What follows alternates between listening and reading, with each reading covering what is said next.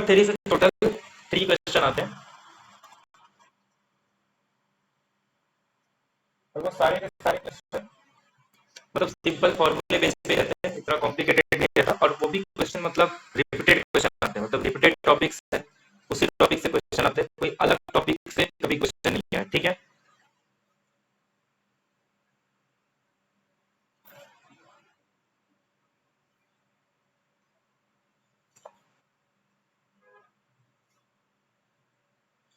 इसमें जो क्वेश्चन आते हैं, एक तो कांग्रेस से रिलेटेड क्वेश्चन आएंगे, एक तो अरिथमेटिक फंक्शन से रिलेटेड क्वेश्चन आते हैं। अब कांग्रेस मतलब डायफेंटाइन इक्वेशन के सॉल्यूशन से रिलेटेड आएगा, या तो इसमें जो इंपॉर्टेंट थे उससे रिलेटेड। अरिथमेटिक में जैसे अपने पास एक तो टाउ फंक्शन हो गया, जिसमें हम लोग किसी भी एन के कितने नंबर ऑफ पॉजिटिव डिवाइजर्स हैं, या फिर सिग्मा ऑफ एन, इसके अंदर हम लोग क्या करते हैं कि जो पॉजिटिव डिवाइजर डिवाइड कर रहा है उन सबका सम, तो वो अपने पास सिग्मा ऑफ एन। इससे जल्दी क्वेश्चन नहीं आता, टाउ ऑफ एन से क्वेश्चन आते हैं में। या फिर सबसे इंपॉर्टेंट फाई ऑफ एन, कि एन के साथ ऐसे कितने नंबर है जो इसके साथ रिलेटिवली प्राइम है और वो एन से लेस देन और इक्वल। ठीक है, तो ये अरिथमेटिक से रिलेटेड। इसके बाद इसमें एक क्वेश्चन आता है कि मतलब ऐसे कौन से नेचुरल नंबर है जिनको हम लोग दो नंबर के स्क्वायर में लिख सकते हैं। स्क्वायर ऑफ टू नंबर से एन है, क्या मैं उसको कुछ इस तरीके से लिख पाऊंगा, ए स्क्वायर प्लस बी स्क्वायर, या फिर किसी नेचुरल नंबर को हम लोग ए स्क्वायर प्लस ए क्यूब प्लस बी क्यूब के फॉर्म में लिख पाऊंगा। ये टाइप के क्वेश्चन आता है। कुछ क्वेश्चन आएंगे क्वाड्रेटिक रेसिड्यू से,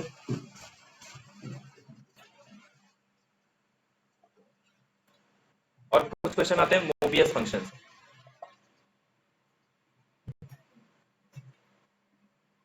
और इसके अलावा परम्यूटेशन एंड कॉम्बिनेशन से रिलेटेड।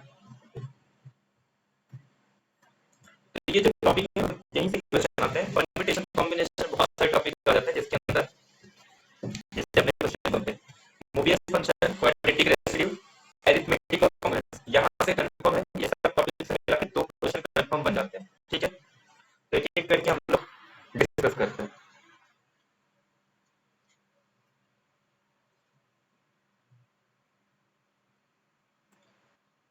अपने को पता है कि मैं कोई भी 2 इंटीजर्स ले लूं, ठीक है, जिसमें से एक एटलीस्ट एक क्या होना चाहिए, नॉन जीरो होना चाहिए, तो फिर ए नॉन जीरो होना चाहिए तो बी नॉन जीरो होना चाहिए, जिससे कि मैं ए को बी से डिवाइड करूं या तो बी को ए से डिवाइड करूं।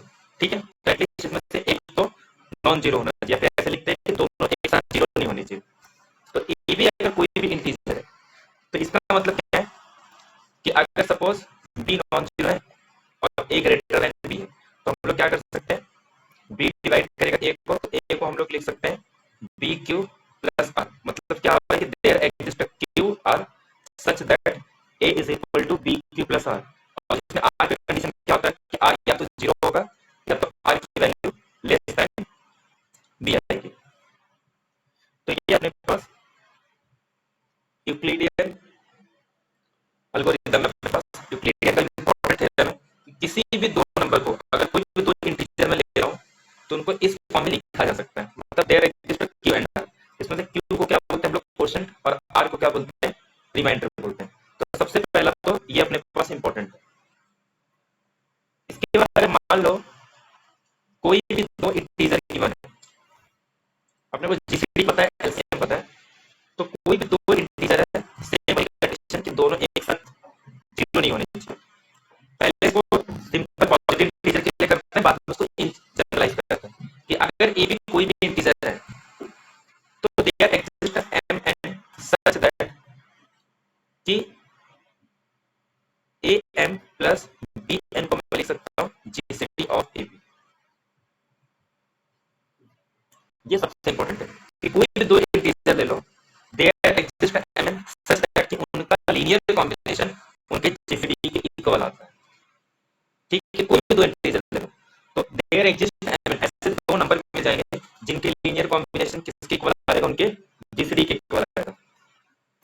अब अगर सब कुछ मान लो जीसीडी 1 है, मतलब ए और बी अगर रिलेटिवली प्राइम है, तो a m plus b n किसके इक्वल आ जाएगा, 1 के इक्वल। और ये if and only if condition है कि अगर कोई ए और बी रिलेटिवली प्राइम है, तो that means there exist m n such that a m plus b n is equal to 1, या फिर अगर कोई भी दो इंटीजर इस कंडीशन को सेटिस्फाई कर रहा है, इसका मतलब GCD of a b is equal to 1। अब इसमें अपना जो क्वेश्चन बनते हैं वो बनते हैं डाइफरेंटाइन इक्वेशन से। और डाइफरेंटाइन इक्वेशन क्या होता है, कोई भी इक्वेशन जिसमें कुछ अननोन होंगे, अगर उसको मैं इंटीजर के लिए सॉल्व कर पा रहा हूँ, मतलब जो सॉल्यूशन आएंगे अगर इंटीजर्स के लिए है, तो ऐसे प्रॉब्लम को हम लोग क्या बोलते हैं, डाइफरेंटाइन इक्वेशन। तो अगर मैं एक लीनियर डाइफरेंटाइन इक्वेशन लूं, तो ये मेरे पास एक लीनियर डाइफरेंटाइन इक्वेशन, अपने को क्या करना है, कोई इंटीजर वैल्यू इस कंडीशन को सेटिस्फाई कर दीजिए। अपने को क्या कैलकुलेट करना है, एक्स और वाई ऐसा इंटीजर जो इस कंडीशन को सेटिस्फाई करता है। अब इस डाइफरेंटाइन इक्वेशन के पास सॉल्यूशन कब एग्जिस्ट होगा, जब मैं अगर ए बी का जीसीडी ले लूं, जीसीडी ऑफ ए बी मान लेते हैं अगर डी के इक्वल आता है, तो डी क्या करना चाहिए, सी को डिवाइड करना चाहिए। अगर ए बी का जीसीडी सी को डिवाइड कर रहा है, तब हम लोग बोलेंगे कि ये डाइफरेंटाइन इक्वेशन सॉल्वेबल है और आगे इसको फर्दर हम लोग सॉल्व कर सकते हैं। लेकिन अगर ए बी का जीसीडी सी को डिवाइड नहीं कर रहा है, मतलब ऐसा कोई भी इंटीजर सॉल्यूशन इसके पास एग्जिस्ट नहीं करे। क्लियर है सबको ये? और दोनों याद रखना है, एक साथ जीरो नहीं हो सकते, क्योंकि अगर मैं इसको ऐसे लिखूं dy is equal to c minus a, तो अगर b नॉन जीरो होगा तो मैं इस तरीके से कर सकता हूं, अगर a नॉन जीरो होगा तो x के फॉर्म में लिख सकते हो, तो दोनों एक साथ जीरो नहीं होना चाहिए। क्लियर है सबको ये?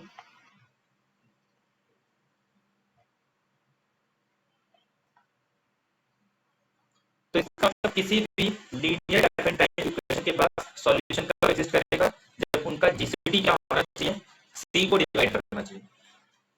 अब अगर मान लो कोई एक पर्टिकुलर सॉल्यूशन मिल गया, कोई एक ऐसी वैल्यू जो उसका सॉल्यूशन है, सपोज ये अपने को पता चले, और अपने को इन जनरल सॉल्यूशन निकालना है, इसका इन जनरल सॉल्यूशन क्या होगा, तो x is equal to x not plus b by dt where t belongs to integers and y is equal to y naught minus b a by d।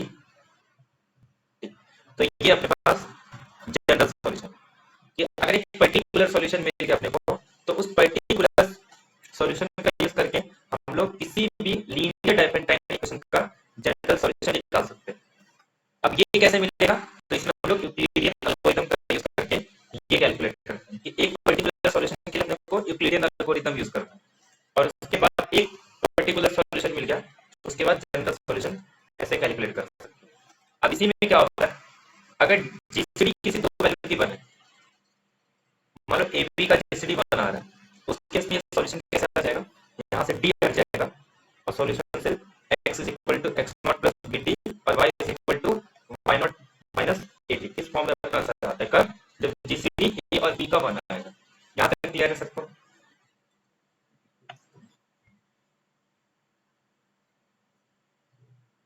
Hello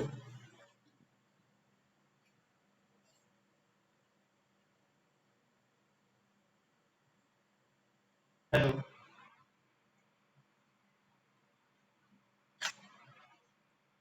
मान लो कोई दो number दे दे, जैसे मान लो a is equal to 24 और b is equal to 18। अब मुझे इसका GCD निकालना है। एक तो हम लोग डायरेक्ट निकाल सकते हैं इसका जीसीडी, तो इसका जीसीडी अपने को सीधे सीधे पता चल रहा है कि इसका जीसीडी क्या आएगा 6। बट अपने को क्या करना है, डिवीजन एल्गोरिथम या जो यूक्लिडियन एल्गोरिथम है, मतलब यूक्लिडियन नहीं नाम रखा, इसके लिए यूक्लिडियन बोलते हैं, बाकी इसका नाम क्या है, डिवीजन एल्गोरिथम। तो डिवीजन एल्गोरिथम का यूज करके हम लोग इसका जीसीडी कैलकुलेट करते हैं। अब इसके लिए क्या करेंगे, मैं पहले 24 को डिवाइड करूंगा 18 से, तो जब 24 को 18 से डिवाइड करूंगा तो ये 18 बचेगा और ये क्या आ जाएगा मेरे पास 6 रिमाइंडर आ जाएगा। तो इसको मैं कैसे लिख सकता हूँ, 24 को 18 इंटू 1 प्लस 6 इंटू 1 ऐसे लिख सकता हूँ। अब उसके बाद क्या करना है, ये जो 18 है इसको किससे डिवाइड करना है, 6 से। तो अब इसको जब मैं 6 से डिवाइड करूंगा तो ये मेरे पास क्या आ जाएगा, 3 और 0।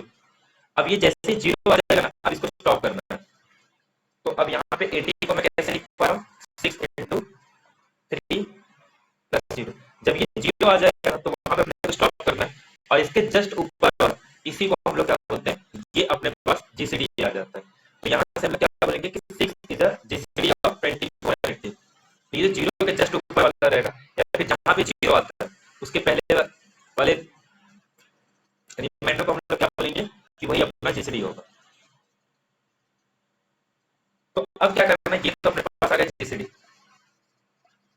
कि ये 6 को हम लोग क्या बोलेंगे, जीसीडी ऑफ 24 and 80।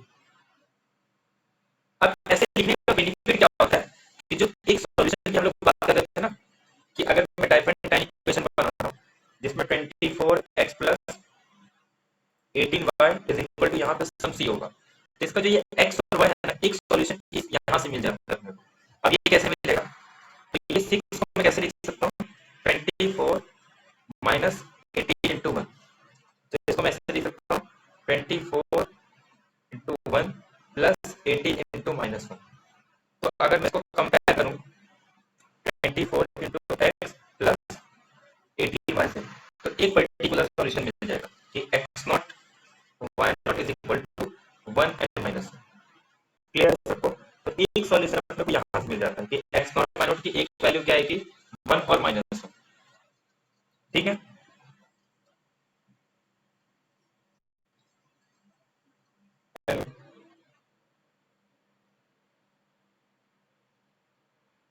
तो by using division algorithm we can find one particular solution. एक पर्टिकुलर सॉल्यूशन हम लोग कैलकुलेट कर सकते हैं।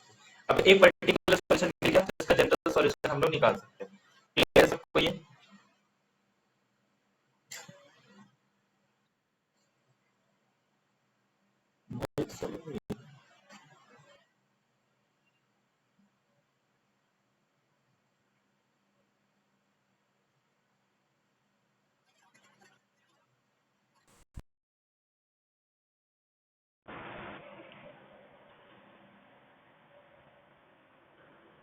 जैसे मान लो कोई अच्छा नंबर लेते हैं, a इज इक्वल टू 54 और b को ले लेते हैं कुछ 26 या फिर 32 ले लेते हैं। हाँ, अब फिर से अगर ऐसे में सेम करूंगा इसको, तो 54 को जब मैं 32 से डिवाइड करूंगा तो ये कितना आ जाएगा, 31 वन जा, तो अगर इसको माइनस करेंगे तो ये आ जाएगा 22। अब 22 को फिर से अगर मैं सॉरी 32 को अगर मैं 22 से डिवाइड करूंगा तो कितना आ जाएगा, ये 22 वन जा और ये 10 आ जाएगा। फिर ऐसे 22 को अगर मैं 10 से डिवाइड करूंगा तो ये आ जाएगा अपने पास 22। फिर ऐसे 10 को अगर मैं 2 से डिवाइड करूंगा तो ये आ जाएगा 10 माइनस 0। क्लियर है सबको ये? तो अब यहाँ पे ध्यान दो, अगर ये 0 आ गया तो इसका मतलब इसका जीसीडी क्या आने वाला है, 2। वॉइस नहीं आ रहा?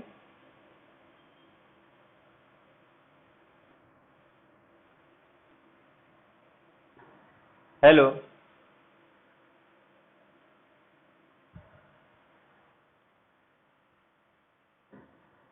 हेलो, वॉइस नहीं आ रहा है क्या किसी को? Hello, am I audible? आ रहा है ना? हम्म। तो अब देखो, अब इसको मैं कैसे लिख सकता हूँ, पहले 54 is equal to 32 into 1 plus 22 into 1। ऐसे 32 को मैं कैसे लिख सकता हूँ, 32 is equal to 22 into 1 plus 10 into 1। और उसके बाद 22 को कैसे लिख सकता हूँ, 10 इंटू 2 प्लस 2। और उसके बाद 10 को कैसे लिख सकता हूँ, 2 इंटू 5 प्लस 0। ठीक है, इस फॉर्म में आ गए। अब अपने को क्या करना है, इसको एक पर्टिकुलर सॉल्यूशन निकालते हैं। मान लो किसी डाइफेंटाइन इक्वेशन का ये ए है और ये बी है, और अपने को उसका एक पर्टिकुलर सॉल्यूशन निकालना है। तो सबसे पहले जीसीडी कहाँ आ रहा है, ये। तो 2 को मैं कैसे लिख सकता हूँ, 22 माइनस 10 इंटू 2। अब क्या करना है, इस 10 को कैसे लिख सकता हूँ मैं, ये 10 को मैं किससे रिप्लेस कर सकता हूँ, 32 माइनस 22 इंटू 1। तो ये आ जाएगा 32 माइनस 22 इंटू 1 टाइम्स 2, तो ये आ जाएगा 22 इंटू 1 32, मतलब 2 टाइम 32 कितने टाइम्स 2, और ये प्लस, तो 22 कितने टाइम हो गया, ये 1 और ये 2, तो टोटल ये कितने टाइम आ जाएगा 3 टाइम। अब 22 को मैं कैसे लिख सकता हूँ, 54 माइनस 32, तो ये 22 को रिप्लेस कर सकता हूँ 54 माइनस 32 इंटू 1 और माइनस 33 इंटू 2, और यहाँ पे कितना है, ये 3, तो 54 into 3 minus 32 into 3 minus 33 into 2, तो ये आ जाएगा 54 इंटू 3 माइनस 32 5। क्लियर है सबको ये? तो इसका मतलब मैं 2 को इसके फॉर्म में लिख पाया, तो मैं अब ये सबको रफ करके सिंपल क्या लिख सकता हूँ, 22 इज इक्वल टू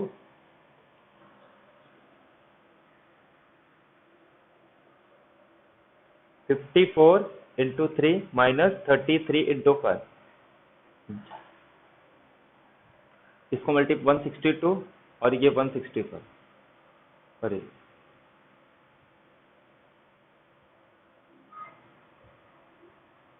रॉन्ग आ रहा है क्या,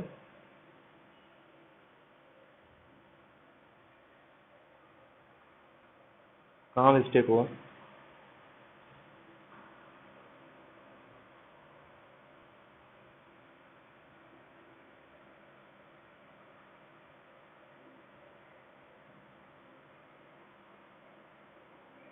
ट्वेंटी टू माइनस 10 इंटू 2, 22,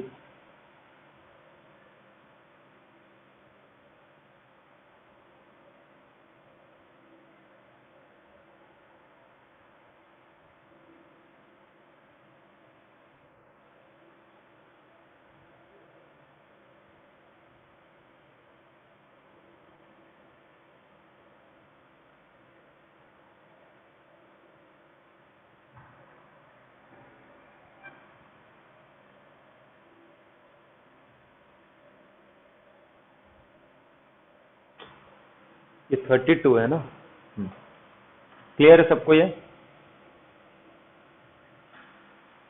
तो 2 को हम लोग कैसे लिख सकते हैं, 54 इंटू 3 माइनस 32 इंटू 5, यहाँ पे तो सही आ रहा है 162 माइनस 160।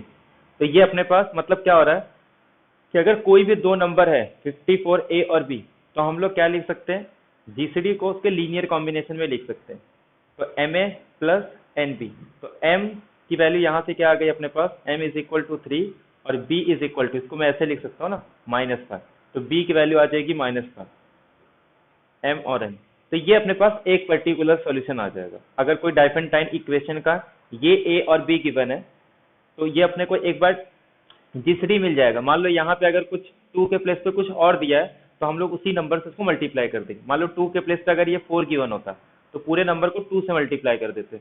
मान लो 2 के प्लेस पे 10 दिया होता, तो हम लोग पूरे नंबर को किससे मल्टीप्लाई करते, 5 से। क्लियर है सबको ये?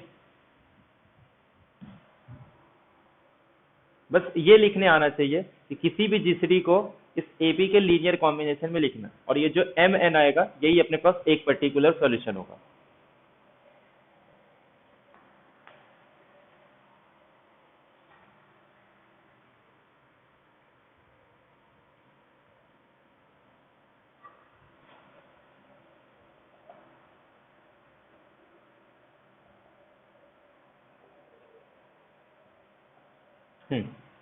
ये लीनियर डाइफेंटाइन इक्वेशन सॉल्वेबल है।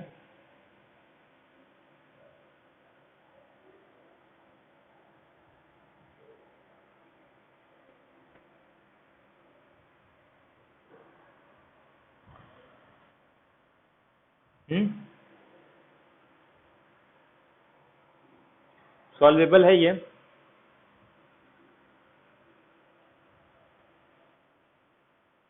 क्यों? क्योंकि इसका जीसीडी क्या आ रहा है, GCD of a b is equal to 4, और 4 डिवाइड कर रहा है 24 को, तो ये सॉल्वेबल है। तो अपने को क्या करना है, 4 को 32 और 12 के लीनियर कॉम्बिनेशन में लिखना है। तो m और n की वैल्यू क्या आएगी, मतलब x0 और y0 की वैल्यू क्या है, निकालो। पहले तो 32 को हम लोग लिख सकते हैं 12 इंटू 2 24 और 8, फिर 12 को लिख सकते हैं 8 इंटू 1 प्लस 4, और फिर 8 को लिख सकते हैं 4 इंटू 2 प्लस 0, 24 32 12 8 1 जा 8 12 8 4 2 जा 10, तो इसका जीसीडी क्या आ गया 4। तो therefore 4 is equal to 12 minus 8 into 1। फिर इसके बाद 8 को मैं क्या लिख सकता हूँ 32 माइनस 12 इंटू 2 इंटू 1, तो ये आ जाएगा 12 माइनस 32 प्लस 2 इंटू 12, तो ये आ जाएगा 3 इंटू 12 माइनस 32। अब अगर इसके फॉर्म में लिखूँ तो ये क्या आ जाएगा 32 माइनस 1 प्लस 12 इंटू 3। तो एक पर्टिकुलर सॉल्यूशन क्या आ गया अपने पास x not y not is equal to -1 और 3। क्लियर है सबको ये? तो इस लीनियर डाइफेंटाइन इक्वेशन का एक पर्टिकुलर सॉल्यूशन अपने को मिल गया। यहां तक क्लियर है सबको?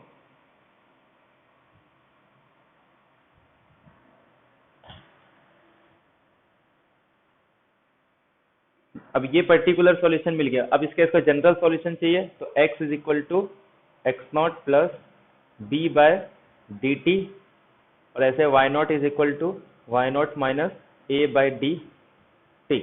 तो x नॉट की वैल्यू क्या है -1, यहाँ पे -1 पुट कर दो। b अपने पास 12 है, 12 को जब मैं 4 से डिवाइड करूंगा, क्योंकि d अपने पास क्या होता है जीसीडी ना, इसका जीसीडी क्या आ रहा है 4, तो 12 को 4 से डिवाइड करेंगे तो ये 3 आ जाएगा। तो देयरफॉर जो जनरल सॉल्यूशन आएगा अपने पास -1 प्लस 12 डिवाइडेड बाय 4 यानी कि 3t। ऐसे y is equal to y not अपने पास 3 है और a बाई टी, तो 32 को 4 से डिवाइड करेंगे तो 8, 3 minus 8t where t belongs to integer. तो ये सारे इसके जनरल सॉल्यूशन आएंगे। अब ध्यान दो, यहां से क्या समझ में आ रहा है कि किसी भी डाइफेंटाइन इक्वेशन के पास कभी भी एक सॉल्यूशन तो नहीं होगा। अगर उसके पास सॉल्यूशन है तो हमेशा कितने नंबर ऑफ सॉल्यूशन आएंगे? इनफाइनिटी में नहीं, क्योंकि जितने नंबर ऑफ इंटीजर्स है उतने इसके पास सॉल्यूशन होंगे। ठीक है, एक तो ये क्वेश्चन बन सकता है, या तो फिर इसके पास नो सॉल्यूशन होगा, और अगर इफ सॉल्यूशन एग्जिस्ट कर रहा है तो इसके पास total infinite number of solution होंगे। ठीक है, ये पॉइंट ध्यान रखना।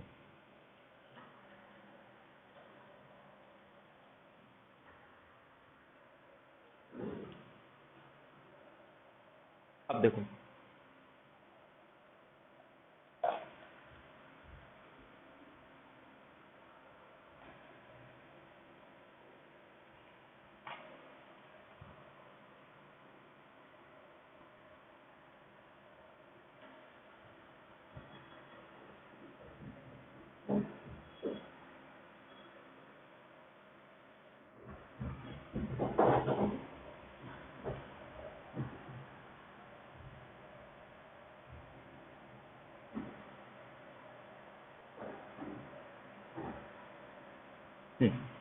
अब ये देखो, ये अपने पास क्या है a congruent to b modulo n। इसका डेफिनेशन क्या होता है? इसको मैं लिख सकता हूँ a minus b congruent 0 modulo n, या फिर सिंपल इसको क्या लिख सकते हैं हम लोग कि जो n है ना वो डिवाइड करता है a माइनस बी को। तो ये इसका डेफिनेशन होता है कि a congruent b modulo n। इसका मतलब क्या है कि n जो है a माइनस बी को डिवाइड कर रहे हैं। तो इसका एप्लीकेशन बहुत सारे हैं, जैसे रिमाइंडर निकालना उसके लिए यूज होता है, लास्ट डिजिट फाइंड आउट करने के लिए हम लोग यूज करते हैं, लास्ट 2 डिजिट।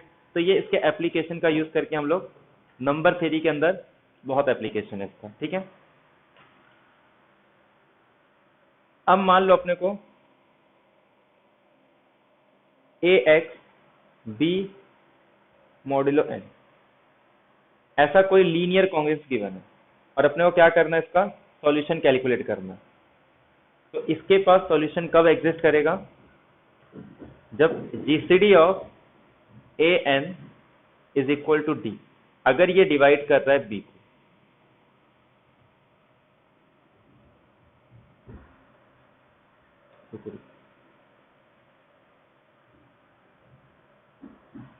ए एक्स, ठीक है,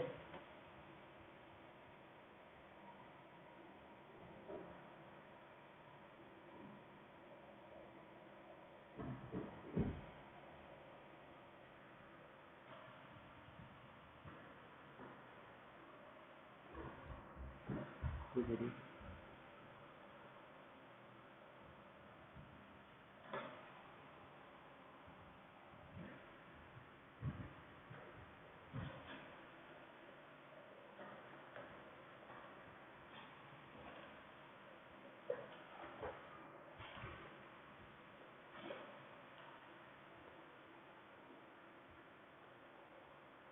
है सबको ये?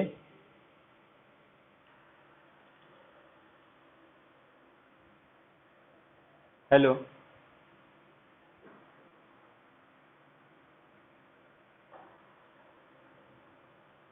इसमें देखो पहले क्वेश्चन में क्या बोल रहा है कि एक लीनियर डाइफेंटाइन इक्वेशन दिया है 7x minus 8y is equal to 5, और ऑप्शन में क्या कह रहा है कि इसके पास एग्जैक्टली 1 इंटीजर सॉल्यूशन होंगे, एग्जैक्टली 2 इंटीजर सॉल्यूशन होंगे, इनफाइनेटली मेनी इंटीजर सॉल्यूशन होंगे, and difference any two value of x, कि x के किसी भी दो वैल्यू का जब डिफरेंस लेंगे ना तो वो डिविजिबल बाय 8 होगा। और फोर्थ में सेम यही ऑप्शन है, बस यहाँ पे 8 से डिविजिबल बोल रहा है और यहाँ से 7 से डिविजिबल बोल रहा है। पहले इसमें दो ऑप्शन डायरेक्टली हम लोग एलिमिनेट कर सकते हैं।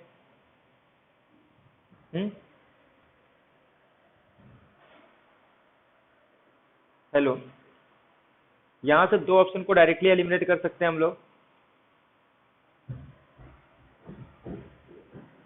फर्स्ट और ए और बी ऑप्शन तो होगा नहीं, क्योंकि इसके पास या तो सॉल्यूशन होगा ही नहीं, और इफ सॉल्यूशन अगर एग्जिस्ट कर रहा है तो कितने सॉल्यूशन होंगे, इनफाइनेटली मेनी। तो इसका तो ए और बी चेक नहीं करना। अब अपने को क्या करना है, इसका सॉल्यूशन कैलकुलेट करना है, और सॉल्यूशन कैलकुलेट करने के बाद कोई भी दो वैल्यू ले लो और उसका डिफरेंस ले लो और चेक करो कि वो 8 से डिविजिबल है या 7 से डिविजिबल है। पहले तो चेक करेंगे कि इसके पास सॉल्यूशन एग्जिस्ट हो रहा है या नहीं। 7 8 का जीसीडी क्या आ रहा है, वैसे देखो किसी भी ऑप्शन में नो सॉल्यूशन का है नहीं, इसका मतलब सॉल्यूशन तो एग्जिस्ट होगा ही।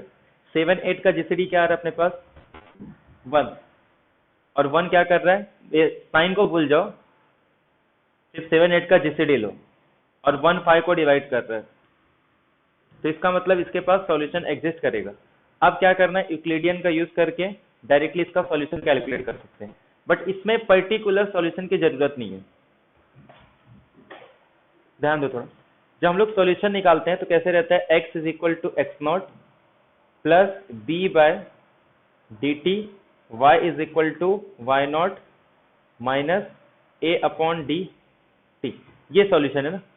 अब अगर मान लो किसी भी दो वैल्यू का मैं डिफरेंस ले रहा हूं, तो ये तो एक कोई पर्टिकुलर सॉल्यूशन फिक्स होगा। तो अगर मैं डिफरेंस लूंगा, मान लो एक x1 माइनस x2 ले रहा हूं, तो वो क्या होगा, ये तो फिक्स वैल्यू, ये माइनस हो जाएगा, और b बाई डी, x1 के लिए मान लो कुछ t1 है और x2 के लिए मान लो कुछ t2 है। तो अपने को किससे मतलब है, सिर्फ ये b बाई डी से मतलब है ना, जो भी b बाई डी आएगा उसी से डिविजिबल होगा, और b बाई डी डायरेक्टली हम लोग देख के बता सकते हैं। तो मतलब इसका सॉल्यूशन डायरेक्टली कैलकुलेट करने की जरूरत नहीं थी, सिर्फ पहले तो ये चेक करना था कि इसका सॉल्यूशन एग्जिस्ट हो रहा है या नहीं। अगर सॉल्यूशन एग्जिस्ट है तो सिर्फ b बाई डी निकाल लो, वही अपना डिफरेंस होगा। ये समझ में आ रहा है सबको?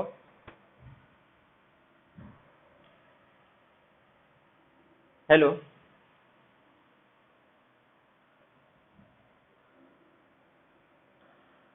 तो ये अपने पास x b बाई डी आएगा। ऐसे ही मान लो अगर y का डिफरेंस पूछता तो y माइनस वाई टू क्या आता अपने पास, a by D t1 minus t2। अब ये तो कोई इंटीजर ही रहेगा, तो इसको मैं कुछ नया t दे सकता हूँ, इसको भी कुछ नया t दे सकता हूँ, भाई t belongs to some integer. तो ये किसका मल्टीपल होगा, जो भी b बाई डी आएगा, और यहाँ पे a बाई डी। तो अब चेक कर लेते हैं b बाई डी क्या है और a बाई डी।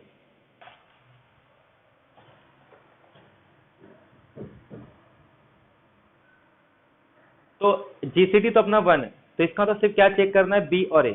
तो b 8 आ रहा है और a अपने पास 7 आ रहा है। अगर y का डिफरेंस पूछता तो वो 7 से डिविजिबल होता, और जब x का डिफरेंस पूछ रहा है तो वो 8 से डिविजिबल है। तो इसका मतलब अपना सी ऑप्शन करेक्ट आ जाएगा, कि इसके पास इनफाइनेटली मेनी इंटीजर सॉल्यूशन है, और जो डिफरेंस है किसी भी दो वैल्यू x के, वो डिविजिबल बाय 8 होगा। क्लियर है सबको ये?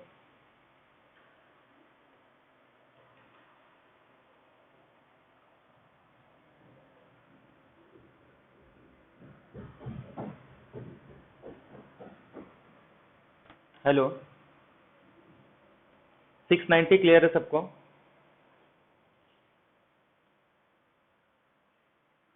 हम्म हम्म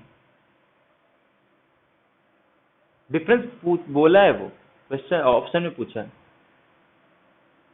infinitely many integer solution and the difference of any two value of x. नहीं पूछा तो नहीं लेते, उसमें पूछा है ना डिफरेंस एनी टू वैल्यू वो, क्योंकि दोनों ऑप्शन सेम है, इसमें 8 से डिविजिबल बोल रहा है, इसमें 7 से डिविजिबल बोल रहा है, इसके लिए।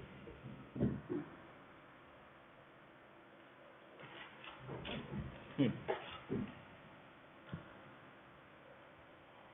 अब ये देखो, अब इसमें भी क्या करना है, जब लीनियर कांग्रेस के फॉर्म में गिवन है, जैसे ए एक्स बी मॉडुलो एन, या इस फॉर्म में गिवन होगा, या फिर वो, अच्छा पहले a x plus b modulo zero, इस फॉर्म में गिवन है, तो इसके पास सॉल्यूशन कब एग्जिस्ट करता है, जब ए और एन का जीसीडी किसको डिवाइड करेगा, बी को।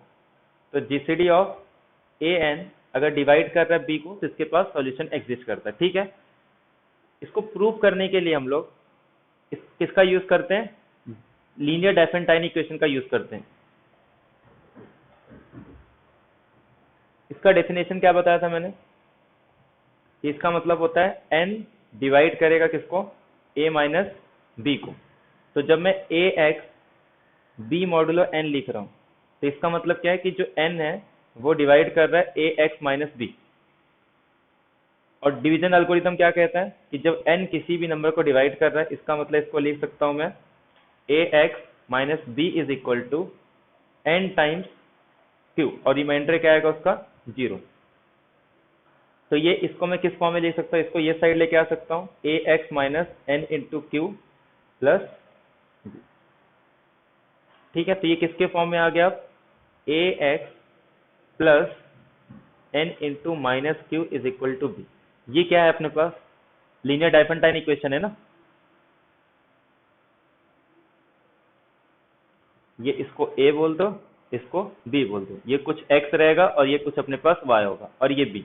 तो इस लीनियर डायफेंटाइन इक्वेशन के पास सॉल्यूशन कब एग्जिस्ट होगा, जब जीसीडी ऑफ ए और एन डिवाइड करेगा बी को। तो यहां से वो आ जाता है, मतलब लीनियर डायफेंटाइन इक्वेशन का यूज करके हम लोग प्रूव करते हैं कि किसी भी लीनियर कॉन्ग्रेंस के पास सॉल्यूशन कब एग्जिस्ट होगा, जब ए और एन का जीसीडी डिवाइड करेगा बी को। क्लियर है सबको ये।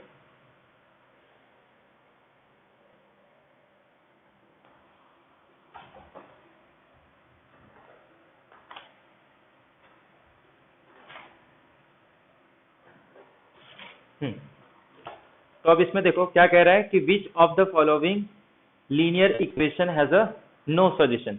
अपने को जस्ट क्या करना है, जीसीडी निकालना है किसका, ये अपने पास x का जो कोएफिशिएंट होगा वो a रहेगा, और जो 1 नॉट 1 का जो है वो ये n होगा।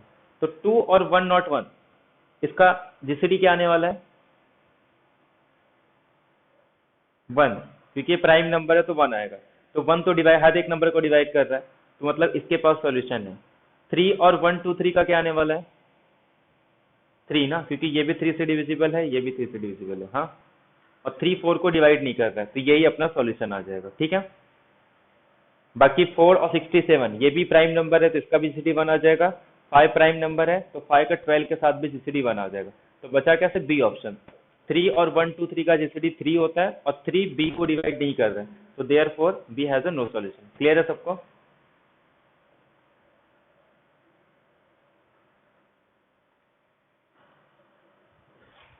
अब इसमें ऐसे ही लीनियर डायफेंटाइन इक्वेशन का पूछ रहा है, इज नॉट सॉल्वेबल। तो जिसका ए और बी का जीसीडी डिवाइड नहीं करेगा सी को, उसके पास सॉल्यूशन नहीं होगा। 2 3 का जीसीडी 1, जिसका जीसीडी 1 आ गया ना, तब तो वो हर एक नेचुरल नंबर को डिवाइड करेगा। तो 2 3 का जीसीडी 1 है, इसके पास सॉल्यूशन होगा। 4 और 3 का जीसीडी 1 है, इसके पास भी सॉल्यूशन होगा। 8 और 3 का जीसीडी 1 है, इसके पास भी सॉल्यूशन होगा। बचा क्या, डी। ये डायरेक्टली हम लोग इसको टिक कर सकते हैं। इसका जीसीडी क्या आएगा, 3, और 3 डजंट डिवाइड 62, ठीक है। तो ऐसे ही लीनियर डायफेंटाइन इक्वेशन हो या फिर लीनियर कॉन्ग्रेंस हो, दोनों को सेम तरीके से सॉल्व किया जाता है। इसमें ए और बी का जीसीडी सी को डिवाइड करना चाहिए, और लीनियर कॉन्ग्रेंस में ए और एन का जीसीडी बी को डिवाइड करना चाहिए, ठीक है। तो लास्ट टाइम जो 3 क्वेश्चन आए थे, उसमें एक क्वेश्चन तो ये आया था कि which of the following is a solution to the system of congruence. अब यहाँ पे देखो 3 कॉन्ग्रेंस अपने को गिवन है, और इसमें से पूछा कौन सा इसमें सॉल्यूशन होगा। तो ये तो डायरेक्टली हम लोग पुट करके चेक कर सकते हैं, 22 में से 2 माइनस कर दो, इसके पास सॉल्यूशन कब होगा, जब यहाँ पुट करने पे 5 को डिवाइड करना चाहिए, मतलब a माइनस बी को डिवाइड करना चाहिए। तो 22 को यहाँ पुट करूंगा तो 22 माइनस 2 कितना होगा 20, तो 5 डिवाइड कर रहा है।